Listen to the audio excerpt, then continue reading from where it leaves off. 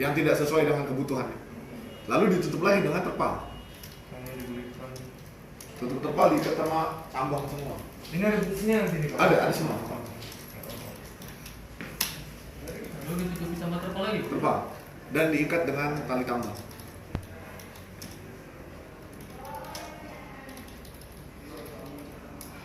Ditransport, bapak-bapak tahu lah, dari Pulau Panjang ke Singkil berapa jam. Matang lah dia siang-siang. Mati lah.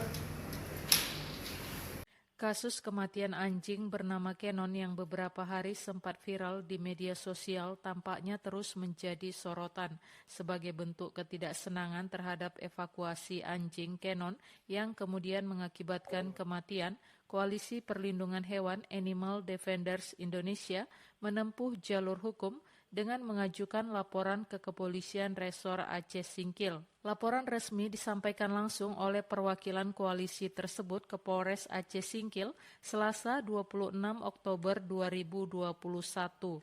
Perwakilan Koalisi Perlindungan Hewan Indonesia Doni Herdarutona menyampaikan laporan dilakukan agar kasus yang sama tidak terjadi lagi di kemudian hari, meskipun sebagai upaya penegakan wisata halal.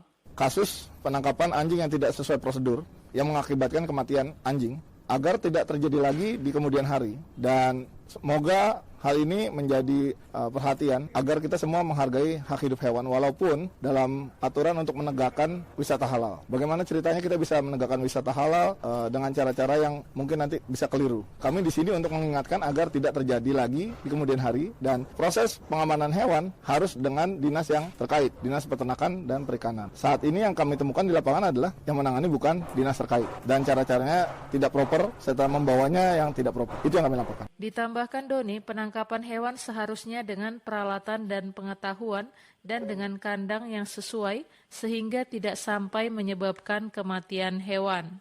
Apa yang terjadi kemarin di Pulau Panjang, anjingnya dimasukin dalam keranjang sayur, keranjang buah, lalu dilakban, lalu ditutup lagi oleh terpal, lalu diikat lagi pakai tali tambang, ditransport dari Pulau Panjang ke Pulau Aceh Singkil itu butuh lebih dari 2 jam. Bayangin dalam kondisi tertutup seperti itu, panas-panas, gimana nggak kehabisan napas. Nah, ini yang perlu kita cari tahu.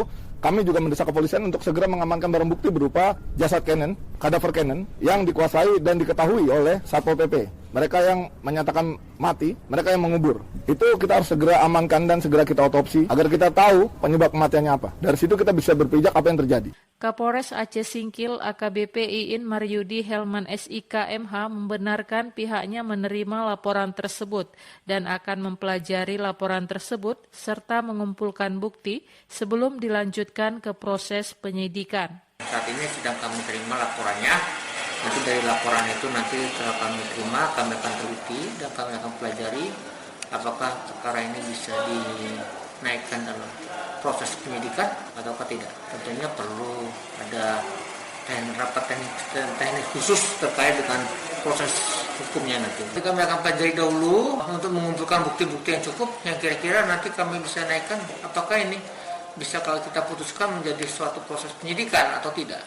Adapun evakuasi Kenon anjing milik salah satu pemilik cottage di Pulau Banyak dilakukan oleh Satuan Polisi Pamong Praja setempat untuk mewujudkan Aceh Singkil sebagai destinasi wisata halal. Evakuasi dilakukan terhadap 2 ekor anjing, namun salah satunya Kenon mati saat proses evakuasi dari Pulau Banyak ke Aceh Singkil. Demikian Eva Basaria,